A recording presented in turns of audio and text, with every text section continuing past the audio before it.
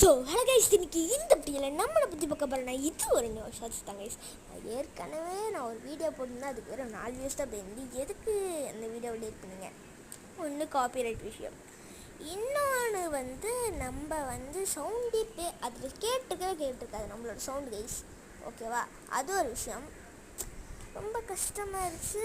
ஓகேவா, அந்த மாதிரி காப்பிரைட் நம்ம சேனலில் செகண்ட் காப்பிரைட்டு, இன்னும் ஒரு காப்பிரைட் வந்தால் நம்ம சேனல்லே க்ளோஸ் ஆயிரும்.